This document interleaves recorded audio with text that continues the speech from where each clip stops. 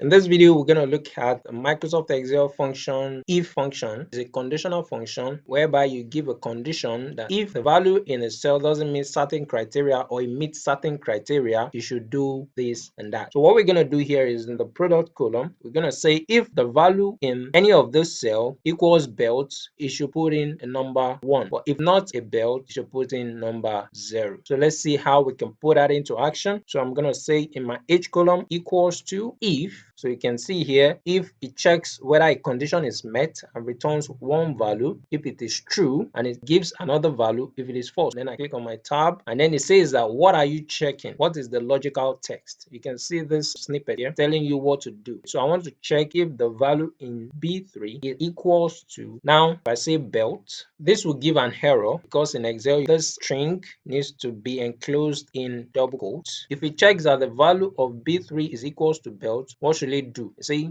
value if true. I'll say 1. So if it's number, you don't have to put it in double quotes because you only have to put in text value in double quotes. And then if it is false, if I put in my comma, it's going to go to the next criteria. If it checks that the value in B3 is not belt, it should return 0. I'm going to close my formula and then hit enter. As you can see, it's returning 0 because the value in B3 is not actually belt. So if we drag this down 1, I think we have 3 cells with belt. We have belt in B5, belt in B8, we have belt in B11. And also I can put in here, change this function, put in yes and close it, and then put in no and close it in double quotes, put in enter, says no, and then I drag down again, it says yes, it is belt, it is belt, it is belt, and no for the rest. The values are not belt. So this is how to use the if function in Microsoft Excel. In future video, you'll see how to use the if function with other functions in Microsoft Excel.